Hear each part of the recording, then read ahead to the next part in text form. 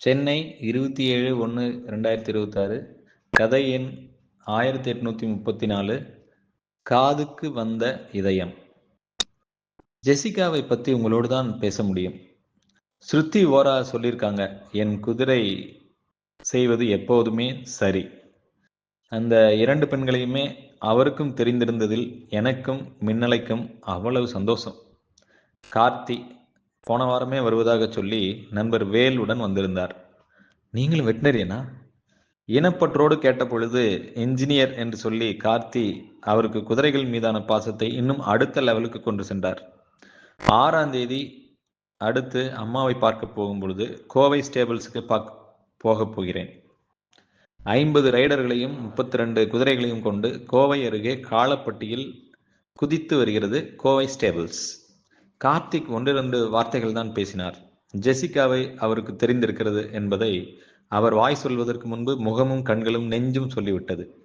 Jessica வாங்கிய தங்கப்பதக்கங்களின் பட்டியல் கோவை ஸ்டேபிள்ஸில் இருக்கின்ற குதிரைகளின் எண்ணிக்கையை தொட்டுவிடும்.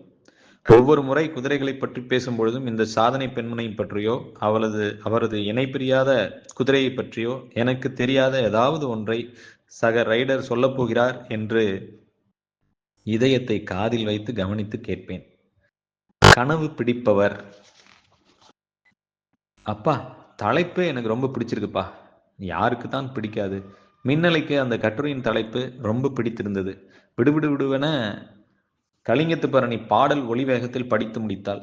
அப்பா, கனவு பிடிப்பவர் என்றால் TSF டாலரா பிபி குதிரையைத்தான் குறிப்பிட்டிருக்கிறார்கள். தில்லானா மோகனாம்பாள் சிவாஜி வாசித்த நாதஸ்வரத்துக்கு உசிரில்லை. தோனியின் கையுறைக்கு தனி உசுர் இல்லை. ஆனா ஜெசிகாவோட டாலராக்கு தனி உசுர் இருக்கு. அதான் அவங்களோட சாதனையை படிச்சா அப்பா சந்தேகமா இருக்கு.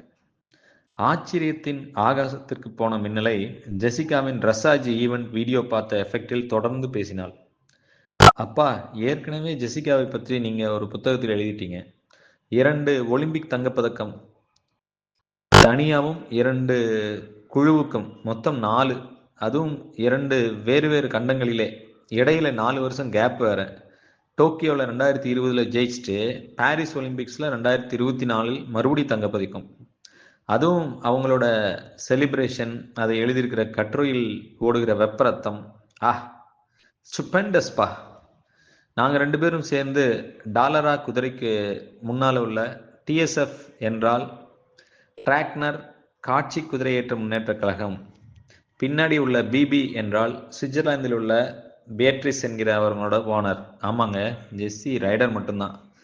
இப்படி நிறைய ஏனென்று தெரியாமலே எதற்கென்று தெரியாமலே தெரிஞ்சுக்கிட்டோம்.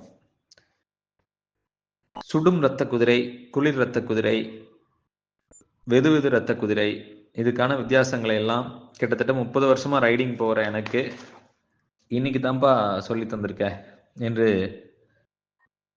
மின்னலையை பாராட்டினேன். 7ஆம் தேதி எல்லோரும் கோவை ஸ்டேபிள்ஸ் இறங்குறோம், கலக்கிறோம். சியர்ஸ். என்னப்பா? மின்னலை சும்மா மின்னினாள், டாலரா போல். பின் குறிப்பு: இந்த கதைக்கு கனவு பிடிப்பவள், தனி உசுறு என்று மேலும் 2 தலைப்புகள் கூட வைக்க வேண்டும் என்ற ஆசை. ஒரு கதைக்கு தலைப்பு ஒன்றுதான் இருக்க வேண்டுமா என்ன? வைத்து விட்டு விட்டேன்.